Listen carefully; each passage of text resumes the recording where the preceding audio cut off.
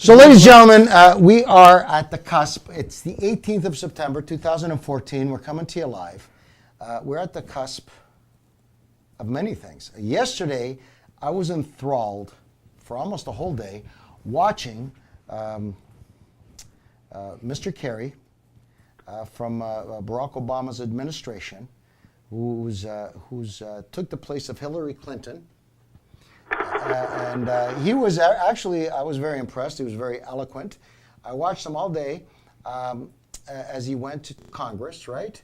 And it was bizarre to me, actually bizarre, the proceedings, right?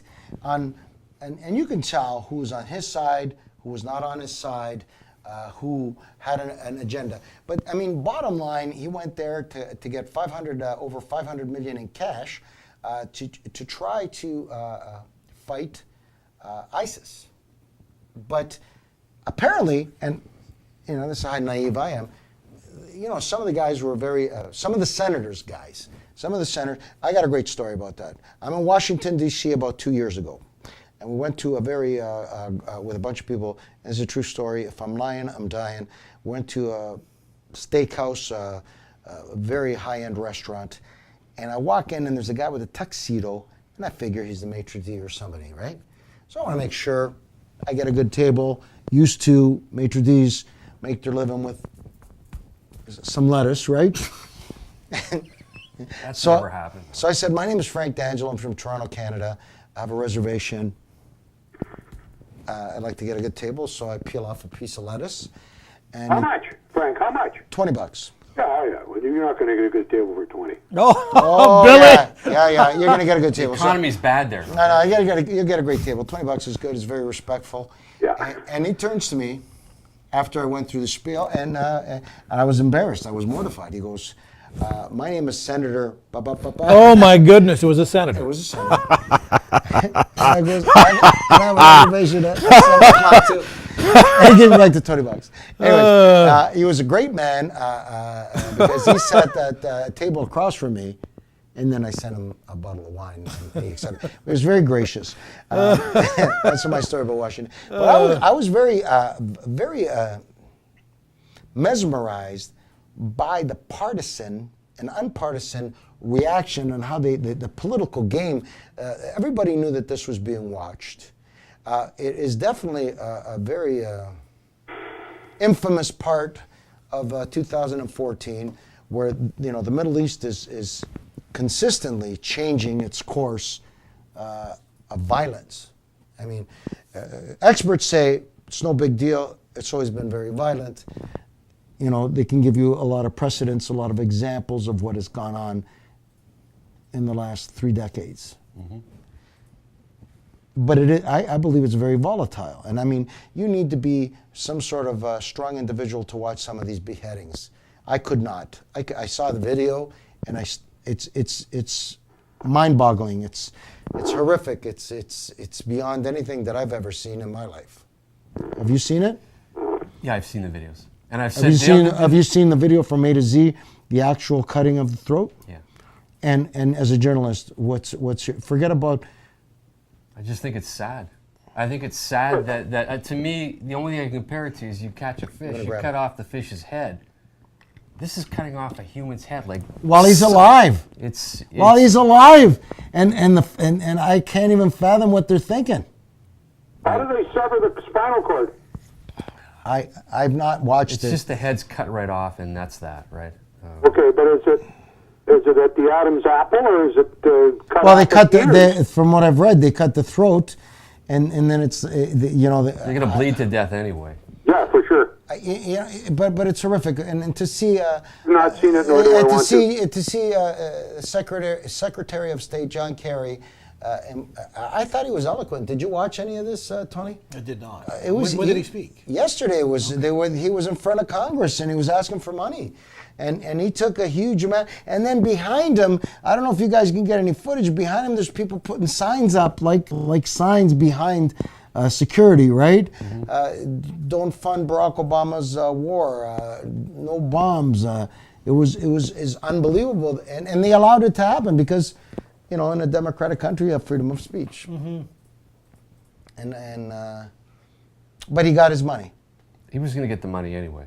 I mean, I cannot see, as you would use the word partisan, as you take one side, you take the other side, but the bottom line is, and I still go back to the point, Barack Obama says he wants to get it done. He goes to Congress and gets it done. You don't want to give the money, you still give the money anyway.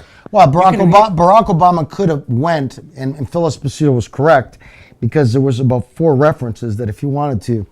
It's the commander-in-chief. Exactly. He could have said, you know what, but he went through the process. And I got to tell you something, ladies and gentlemen, as a Canadian, and I'm an outsider looking in, I thought John Kerry was awesome. You know, I know John Kerry had some issues when he was running, and he circumvented them, and he was extremely passionate. You know, maybe I'm naive. Are we seeing the passing of the torch? Is that what you're saying?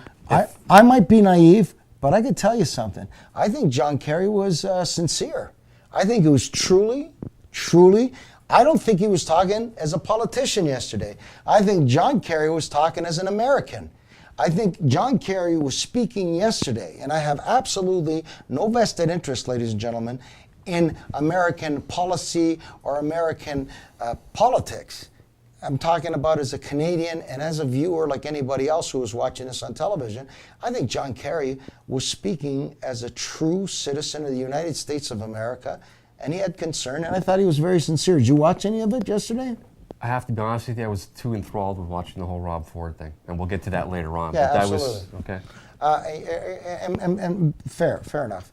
I was very curious, and what bothered me the most, if I was an American, is some of the bullshit and the way that the senators used this agenda for some political.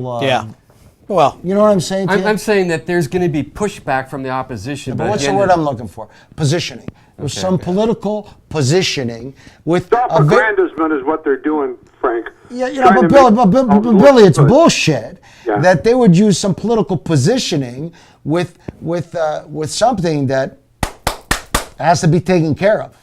Yep. Toot sweet, as they say here in Canada. Am I correct? yeah, but I'm not surprised though. That's what politics is. It shouldn't be. It doesn't matter what the situation is. And I'm going to digress for a second. Sometimes politics needs ABS price. It needs to be put on hold. I agree Just like with with you. here in Toronto with Rob Ford. Yeah. You know, the humanity part of the situation. There's the signs. It was bizarre to me while I'm watching the Secretary of State, which is, I would say, the second most powerful position in the United States. There's the President and the Secretary of State. I think, to me, the Secretary of State has more power and more affluence and influence than the Vice President of the United States. So this guy here, For sure. Exactly. So this guy here was speaking from his heart, not his ass, not his mouth, and the political positioning was mind-boggling to me with some of these guys, especially one of the senators. I just wanted to reach in and punch him through the television, but then I haven't paid off the TV. And Pay the TV off first, then you would have been okay. But why break it? Yeah, for exactly. a guy? You paid good money. Why do it?